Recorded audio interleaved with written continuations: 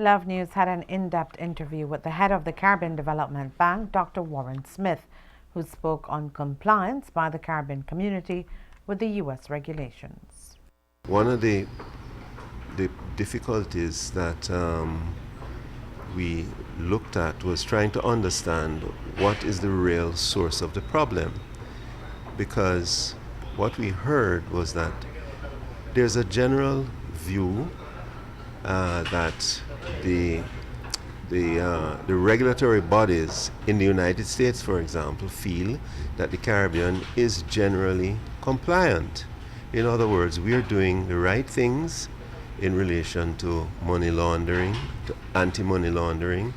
We're doing the right things when it comes to ensuring that terrorist financing isn't supported through our financial institutions. So we're doing the right things. If we are therefore doing the right things, what is the reason why we find ourselves in a position where our correspondent banking relationships are at risk? Because if we're doing the right things, then what else do we need to fix in order to address the problem? During the press conference, Prime Minister Dean Barrow mentioned the possibility of having insurance as a possible solution. While the PM did not go into details as to how that matter was assessed and deliberated on, Dr. Smith gave us a deeper insight into the possibility of insurance when it comes to correspondent banking.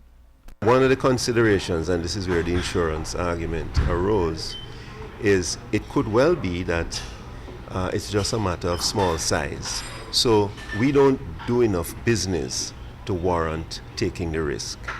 They are prepared to go, the banks are prepared to go to countries, large countries which do large volumes of business, so that even if they get fined, occasionally they can absorb that cost. But if they're operating in small jurisdictions where you have a relatively small volume of business, then the economics of it doesn't look so good. So in that situation, one of the considerations is if you have a risk, one possibility for mitigating that risk is to transfer the risk. You can transfer it through insurance. In other words, the banks here would buy insurance against the risk of being fined. And what it would mean is that there would be an incentive now for them to ensure that they have in place the best possible protection against them being used as channels for money laundering and the transfer of money for terrorist financing and so on. So that is the concept behind this issue of insurance. Insurance is a great mechanism for transferring risk. As to whether you could find an insurance company, an insurance mechanism that would be prepared to cover that risk or to take that risk, is a moot issue at this point. So it really is a question of exploring that as an option.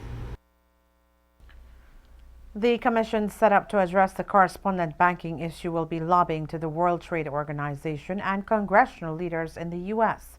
We asked Dr. Smith to what end that would be done and how beneficial that could be.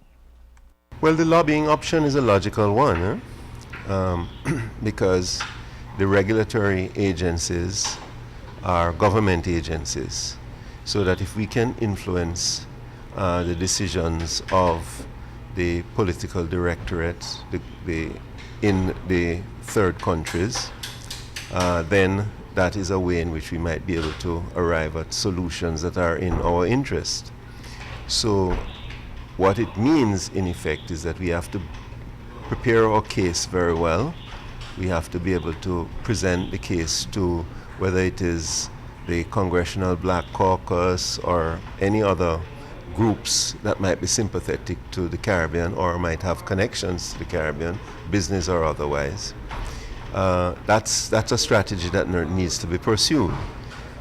What I think is necessary, and I think that the Prime Minister perhaps mentioned this point, is that there has to be a multi-pronged, multifaceted approach to addressing this problem, because we really are not absolutely certain at this point what is the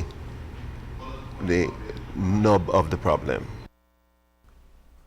The 27th intercessional meeting for the heads of government for CARICOM came to a close at around 6 o'clock Wednesday evening on the Placentia Peninsula, with a few delegations leaving Belize to return home immediately after, while others remained for a social event on the beach side, marking the end of the meetings.